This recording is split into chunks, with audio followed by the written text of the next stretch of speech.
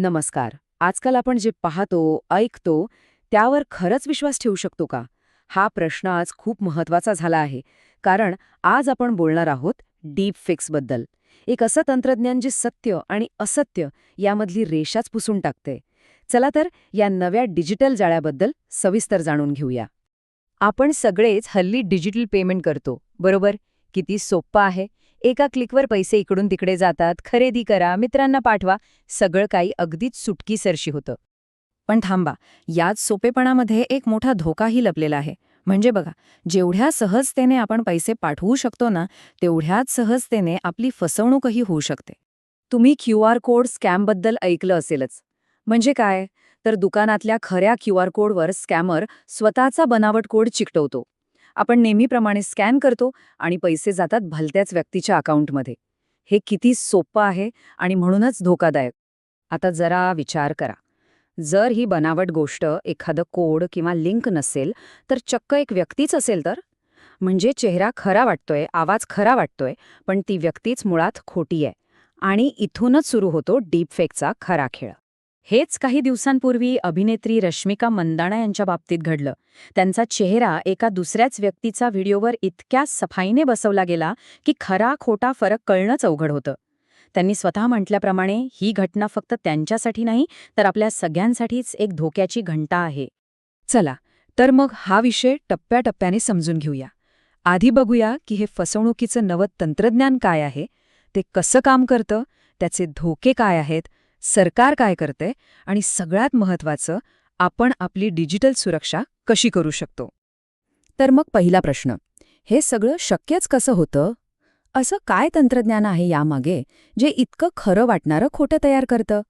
यालाच म्हणतात deep fake. नावच सांगतंय, डीप लर्निंग आणि फेक. सोप्या भाषेत सांगायचं तर हे एक असं AI आहे जे कुणाचाही चेहरा, आवाज, अगदी हावभावसुद्धा कॉपी करून एक पूर्णपणे नवीन बनावट व्हिडिओ किंवा ऑडिओ तयार करू शकतं. हे शक्य होतं गॅन्स नावाच्या एका तंत्रज्ञानामुळे. नाव थोडं अवघड वाटेल, पण कल्पना करा, हा एक चोर पोलिसांचा खेळ आहे. एक आहे जनरेटर म्हणजे चोर, त्याचं काम आहे बनावट व्हिडिओ बनवणं.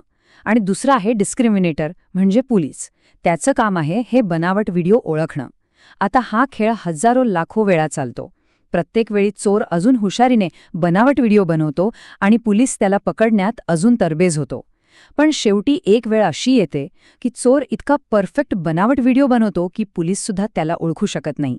आणि तेव्हा तयार होतो एक high quality deep fake. Okay, तर हे तंत्रज्ञान कसं काम करतं हे तर कळलं. पण ह्याने काय फरक पडतो? हे इतकं गंभीर का आहे? कारण याचे धोके खूप मोठे आहेत. आणि हा धोका फक्त सेलिब्रिटींपुरता नाहीये. कुणीही याचा बळी ठरू शकतं. याचा वापर करून फेक न्यूज पसरवली जाऊ शकते, आर्थिक घोटाळे होऊ शकतात, सायबर बुलिंग, ब्लॅकमेलिंग, अगदी रिव्हेंज पॉर्न सारख्या गंभीर गुन्ह्यांसाठीही याचा वापर होतोय.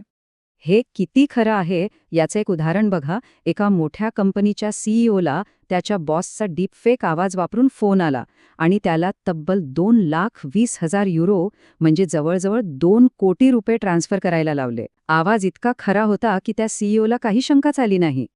आता हा धोका इतका मोठा आहे, तर यावर सरकार आणि कायदा काय करत आहे?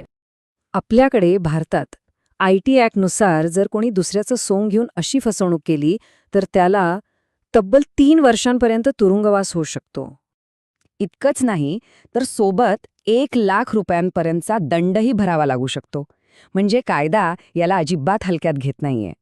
सरकारने एक 4 कलमी योजना सुद्धा आणली आहे. पहिलं, असे डीप फेक शोधून काढायचे. दुसरं, ते तयार होण्यापासून आणि पसरण्यापासून थांबवायचं.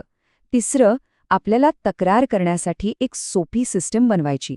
आणि चौथं, जे सगळ्यात महत्त्वाचं आहे, ते म्हणजे लोकांमध्ये याबद्दल जागृती निर्माण करायची. सरकार आपलं काम करतंय, पण आपण काय करू शकतो? आपण स्वतःला कसं वाचवू शकतो? डीपफेक कितीही परफेक्ट असला तरी त्यात काही ना काही चुका असतातच.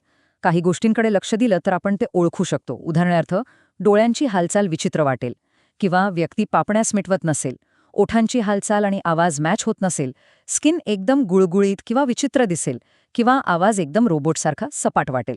शिवाय आजकाल काही ऑनलाईन टूल्स पण आहेत जे डीपफेक ओळखायला मदत करतात. प्रोसेस एकदम सोपी आहे. तुम्हाला जो काही संशयास्पद फोटो किंवा व्हिडिओ वाटतोय तो फक्त अपलोड करायचा आणि ते टूल तुम्हाला सांगेल की ते खरं आहे की खोटं. आणि सगळ्यात महत्त्वाचं, काही बेसिक डिजिटल सवयी.